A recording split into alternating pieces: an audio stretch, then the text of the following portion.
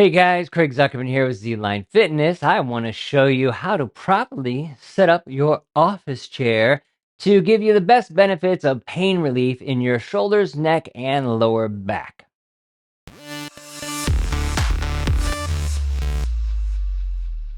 All right, so the chair is a very important thing. I got this one. Doesn't mean you have to have this specific one, but I am going to show you features that I look for in a chair to help me out in preventing lower back pain, neck pain, shoulder pain, all sorts of things, sciatica, all the pains that we have when we're sitting at a desk all day. So first thing I look for is a chair with armrest. There's a reason for this. If we don't have armrests, what we tend to do when we're typing is we tend to lift our shoulders. We tend to hold tension up here, and that's no good. It'll cause neck pain and shoulder pain. So to have a shoulder rest where I relax my arms on it is a great thing to have to reduce all this stress in the neck and upper body. Now, I'm kind of a small-waisted guy, so I look for a chair that has a small radius or width to it, so that these armrests are closer by, so I'm not so like way out here and typing. But this one happens to have where they rotate in and out, so I can actually rotate them so they do work with my whole arm. You don't have to have that. Even if they were centered, I can still get enough of my elbow on there for that to work. But what I do need is them to be able to adjust up and down, because if they're too low, then I'm still probably going to lift them up. And if they're too high, I'm going to get bunched up here. So having one that can adjust is even more important to where my desk is, because I want this to be a straight line from my wrist to my elbow where I'm in a relaxed position. And that can change if these shoulder rests are in the wrong place. So I really like an adjustable, at least up and down. You don't necessarily need one that rotates in and out. I also like that they go back and they go forward. So if I can push it back, then I can get really close into my desk when I'm typing, which I like to do because I like my monitor close, so I'm not stretching my head out. So I do like the in and out, but again, that is not as much a necessity as up and down is the number one thing you need to look for in the armrest, so they can go up and down, so they can be more balanced in helping you out with neck and shoulder pain and the proper angle when typing. All right. I have a headrest. Now, it's not because I'm lounging out with my head here, but the reason I like a headrest is it gives me a tactile feel to know that my head is in the right position and I'm not doing this and looking forward. This forward head position kills your neck. So to be able to have this, and whether it's down, I like it down where it's touching into my neck, so I can actually have a little bit of rest. I'm literally relaxing my head back against it. Takes a lot of stress off of my neck. And this is the point of a chair. It is to either give you this tactile feel so you know you're in proper alignment and posture, but it's also designed to offset gravity's weight upon us. So it takes the stress off of all of our muscles having to hold us up. If I'm sitting like this all day typing away, I'm really working these erector spinae, all these muscles that go up my back and into my neck, and they're working out 6-8 hours a day. They're going to get tired, and it's going to be a problem. So I want to be able to offset that weight into my chair and relax a little bit. Now, I don't get this. So you always see in every single thing on Amazon or any chair, they show the person like, look, it can lay backwards. Okay, I mean, unless your monitor is way up here in your keyboard so that when you're lying back, I have mine so it can't even do that. And let me see, where's that handle there? So if you have that position where you're rolled all the way back and you're lying back there, it doesn't matter. So who cares if your chair can lay back unless you're sleeping at work? If you're sleeping at work, then you kind of need it to lounge back like that, and then you feel very comfortable. But it doesn't help for anything because all of our monitors are here. They're not here with our keyboards up here so we can lounge back. So that's just a stupid function. You want your chair upright so that you actually sit against it and it supports you. So you can see I have a slight angle to mine so I can take some of gravity's pressure off of me, even though this is in the upright position, and I can really relax and type away, and I'm supported both in the neck and the shoulders. And then there is the low back. Now, I put a little extra pad. All this is one of those squishy Amazon yoga mats that I've cut up that I then put back here, because I found that this chair, and I'll list this chair because this chair has a lot of really cool settings.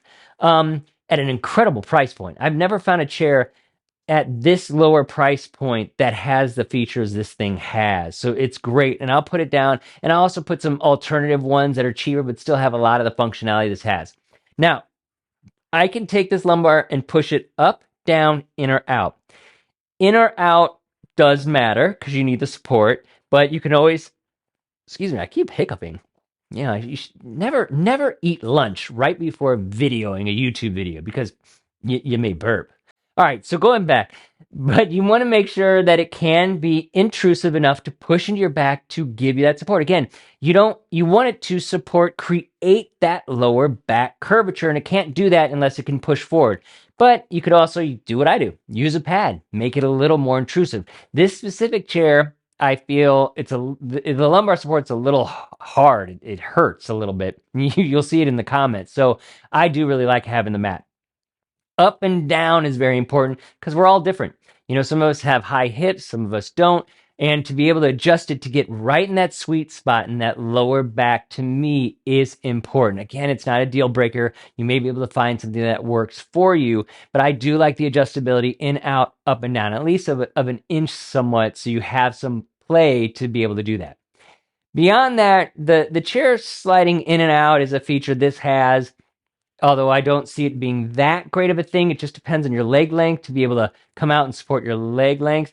This chair tends to get really low, which I like, because what you want is a chair low enough that you don't feel pressure in the back of your legs, right in the back of the hamstrings. If you get a lot of pressure in the back of your leg and the hamstring, it cuts off circulation. You tend to get edema, this kind of pulling of blood in your lower leg.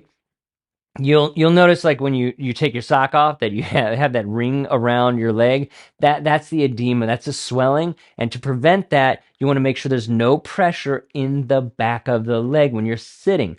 Now, if the chair doesn't go low enough for you, a great addition is just put some books on the ground and step on those, or get a footrest so it lifts you up enough that it takes the pressure off the back of your legs when sitting in your office chair.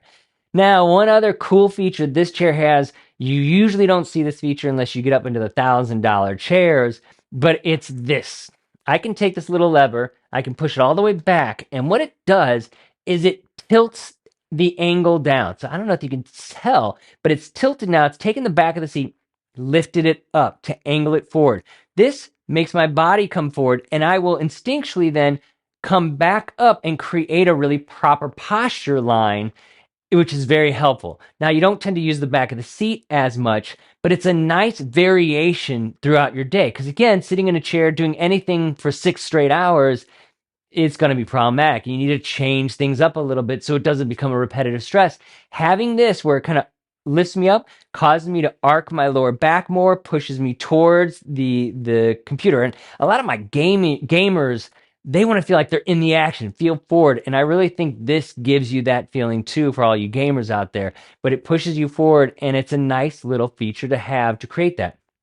One little side note, if you happen to have stenosis in your lower back, if you know what that is and doctors told you that you have it, you want to watch out for that lumbar support, because if that lumbar support is obtrusive, it's really pushing to your low back, it can actually make your sciatica and lower back pain far worse, because you need to flatten out the back a little bit if you have like central cord stenosis, even lateral stenosis. So you want to be able to back that lumbar support out. So just kind of know that as a thing. So those are all your tips. Just to review, headrest, I love it. If you can find one with it as a tactile feel, something to rest your head against and prevent forward head syndrome, forward head positioning. Armrest, very important. Up and down being the most important thing about it, so you can rest your arms and it creates that nice angle with your keyboard. Additionally, you want it to be able to go low enough so that you don't have pressure on the back of your legs, or get a stool so that you take that pressure off your back of your legs. Lumbar support, if it can go in and out and up and down, then it's great to support your lower back and very helpful. If not, you can always probably cut a little pad off of something and push it in there to help out getting into that low back, helping it out. And if you find one like this that does that forward tilt, what a great extra little feature.